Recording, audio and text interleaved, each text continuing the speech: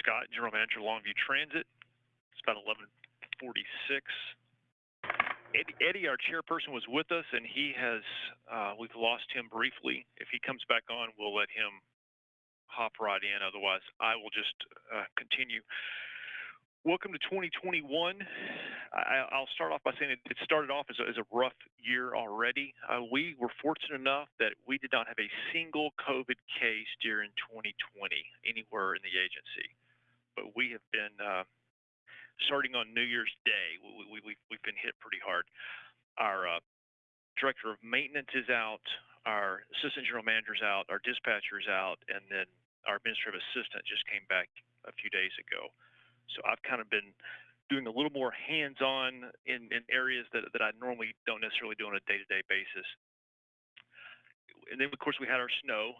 Richard wanted me to get a few snow pictures, so I certainly, we ran up here that Monday morning, and as our first picture there, we had a little snow. Next time we'll try to prepare a little more and have some more dramatic snow pictures. We'll start with the approval of the minutes. If y'all need to look over those, or if there's a motion to approve those, we can proceed. I would like to make a motion. This is Kathy Crane, to motion to accept the minutes. Is there a second? Seconded. Who is that? Who seconded the motion? Stephen Barker. Thank you, sir. And since we don't have Takeda, we don't have Panay, I'm just going to kind of shoot down the agenda. It may go fairly quickly. First up Mr. on... Lewis, I do think you need to take a vote on the motions that have been made. Is there anyone... Everyone approve the minutes. Is there anyone that does not? Okay. All right, we'll proceed with the with my triennial review. For the just for a recap, some of the newer members who haven't been around or been through this. Basically, the FTA every 3 years, hence the word triennial. Every 3 years, the FTA sends in a contractor to do a review of the agency. These contractors are generally people from who are retired or from the transit industry and have held positions that make them qualified. We were set up to have our triennial review last year, a year ago, and so in December of 19, we submitted all these documents that were asked for us. We were scheduled to have our review on June 1st and 2nd. Of course, COVID prevented that from happening. And so in December, a few weeks ago, they came back and followed up with more documents to be sent in. And they look at there's 21 areas that they look at, and it's everything from maintenance to procurement, Title VI, our charter service, drug and alcohol, procurement, legal. It's all those kind of things. So now we're set up to have a virtual follow-up this spring, and then basically we're going to try it that way. That's obviously new for all of us, but that's where we are, and we've again sent them tons and tons of things that they've asked for, and so I'll keep you updated. The next in the handout is our ridership report. Fixed route ridership remains down about 46% from a year ago. Back at our last meeting, we were down about 49%, so we're seeing some improvements. Our paratransit ridership, we've seen a little more improvement in that. We're just down 41%, and I think we were around 55% at our last meeting. So people are starting to ride a little more, and we're still kind of trending with the industry. So we're certainly not worse than anyone else. In fact, I think we're probably better off than a lot of the other agencies. Any questions on ridership or ridership report? I know Miss Crane had she questioned if we were going to talk about the presidential mask mandate, and we've had a mandatory mask mandate for months. So basically, to get on the bus, you have to be wearing a mask, and of course, in the buses we're in such close quarters anyway, till it's just paramount. So basically, it didn't necessarily affect us at all. If we have passengers that don't have a mask, we have available to provide. So we try not to turn anyone away. And of course, we continue to sanitize the buses on a daily basis, and in the evenings more so. Yeah, With this the- is George Palmer. I just have one question. I was looking at the unlinked passenger trips and then the total revenue miles, and you probably noticed it just because the percentages are so different. Can you explain the two? I'm sure you've done it before, but can you just explain it for me so I can better understand those percentages? Well, let me make sure I'm understanding the question. The definition of revenue miles and revenue hours. As compared to the unlinked passenger. Yes. I got as compared to, and then I'm sorry, we had an echo. The unlinked passenger trips. Okay. So unlinked passenger trips is basically if someone gets on the bus and goes from point A to point B, and then they get off and they get back on, we count them again. The passengers counted every time they get off and on the bus, even if they've been on the bus several times that day. And that's the way it's done nationwide. That's just kind of the standard, so that we're all comparing apples to apples. So maybe a link trip would be, your full round trip, but we count every passenger every time they step onto the bus. So that's the passenger trips. The revenue miles, what you're not seeing here, where you're seeing revenue miles and revenue hours, we also track service miles and service hours. And so the revenue miles and revenue hours is actually when the bus is out there on the route. The service miles and service hours is when they're, a better example is when we had our transfer center downtown. The time that took to get from our headquarters to the transfer center is called service. We weren't necessarily, we were not in revenue service, we were just in service. And so that's, again, a way just to compare. If the maintenance staff is out test driving a bus, those kind of things are service hours, but they're not revenue hours, or they're not revenue miles. And so we track all that, but it's just differentiated into whether we're in service or we're not in service, if you will. Okay, thank you.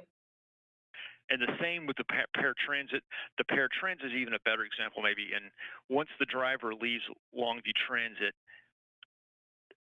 the revenue miles does not start until we get to their house. And so if it takes 4 miles or 10 minutes to get to the first pickup, then that's not really counted. But as soon as we get to that first pickup, then the revenue kicks in, if you will. I will, if you'll notice on their major road calls, we'll get to that to the end, but basically we had one major road call during this period in 2020 versus 5, and that's because we got our new fleet. Our new fleet of buses came in, and so I think you're going to see a lot of improvements in maintenance expense and definitely road calls. Next in the handout is our compliance score. TxDOT sends us this once a year based on examining our structure, how we're following our grant regulations, how we do on our quarterly and annual reviews. And so a score of 0 means no deficiencies, and that's what we want to see. This is as good as it gets. We would love to see them on the triennial review. They're a little more in-depth, and almost like they get paid based on deficiencies, and so they're a little more tougher. The next slide. So we went into service at our new transfer center on October 1st of 2019, and it took several months. Obviously, what looks good on paper and what looks good on when you're practicing the routes, once you get passengers on board and you get wheelchairs, we had to make tweaks. So after several months of making some tweaks, we finally were able to get out our printed maps. That was just a number one question we kept getting, is when are we going to get the maps? So in the last few months, we were able to get our English and Spanish maps with the assistance of the city's GIS department. Was very helpful in getting all the details down. And so we do have our maps now. EBES's been giving those around. The library always wants them. We have several apartment complexes in town that ask for them, and some of the health and human services. So if you have a location or a committee or a board that you're on, organization that needs maps for the clientele, certainly let EBES know, and we will get those out there. We also completed our installation of a 10,000-gallon gasoline tank some of the CARES money that we got last March went to this. At the end of we had a 10,000-gallon diesel tank on property for the diesel buses, but we're transitioning more to gasoline now. And so at the end of the night, the maintenance guys basically had to drive the buses off property to a local gas station and fill up, if you will, then come back. So having it on property certainly is going to be, it's cheaper. We don't have the risk of putting the buses back out on the roadway. And actually just yesterday, the city inspectors came and blessed it. We need to put a couple more little signs up that they wanted to see. But we're in service now, and the maintenance guys love it because it's all right here now. Any questions on maps, fuel tanks? Next will be Finay's report, what you would normally get from Finay. Safety miles, as of January 11th, we were at 161 days without an accident. We're very close now to almost 175 days, which is really an incredible number. In fact, our last accident on July 3rd was actually, as much as I hate to admit it, was actually on property. One of our drivers kind of nicked one of the dollards, the yellow dollards in front of the diesel tank. So we actually went in 2020 without a single on-road accident. What we had was actually here in the yard. So doing well there. The next page is our, or if you got your handouts in the mail or in the email, the next page is our expenses, our top expensive buses. Number 1401 basically led us for November and December. It was about $7,500 in December for some engine repairs. And then back in November, it had some suspension and leaf spring repairs for almost $4,000. And then 1301 in October was about $2,000, where we had to replace the DEF or the diesel regen system. And then our longest held buses, again, we see 1401 for both November and December, and then 1301 for October. Next slide has a picture of our new buses that came in November. We have 7 of these. They're R-Box, so they're not the huge Eldorados. They're more the medium-sized bus, which is really what our streets in Longview need and do better with. We have 2 routes that really have a little higher ridership that we'll continue to rotate the big Eldorados on, and the rest of them will have these.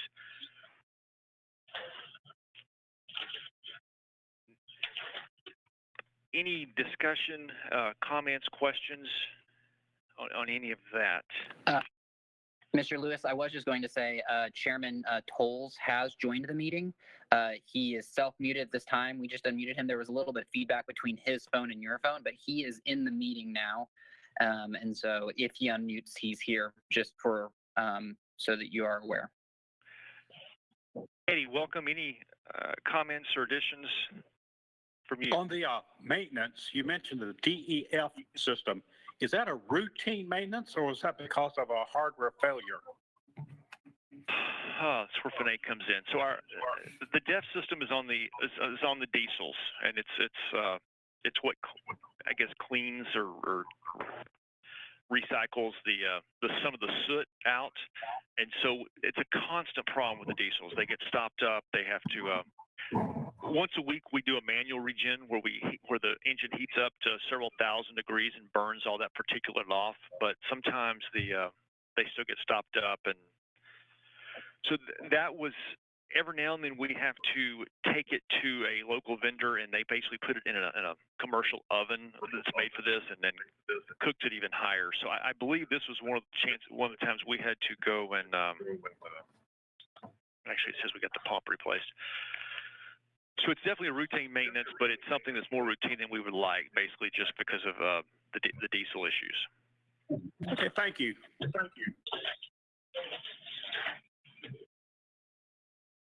Ingrid, not to put you on the spot, would you like to update the committee on Macy?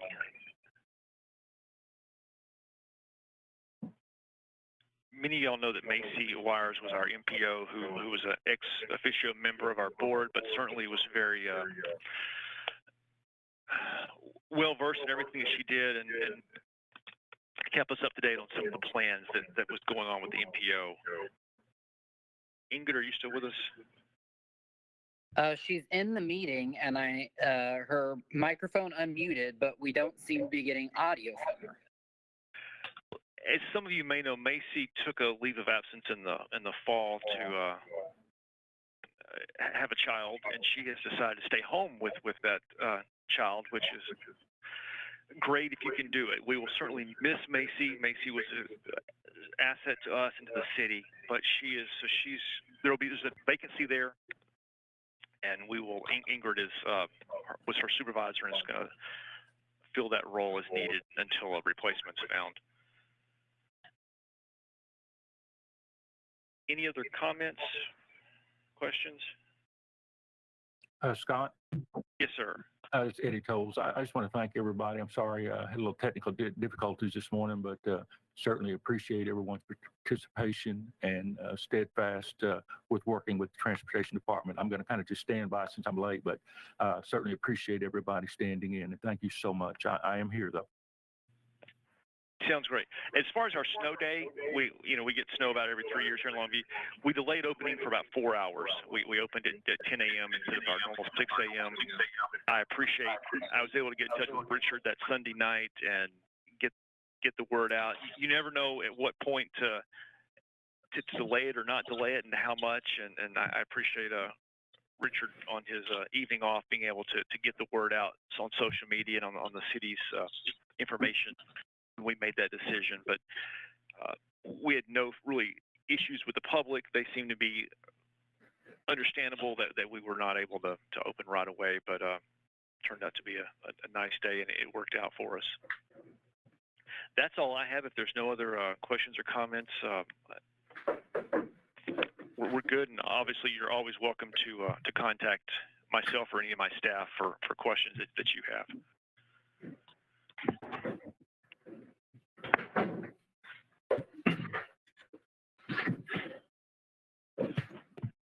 We'll just call the meeting adjourned.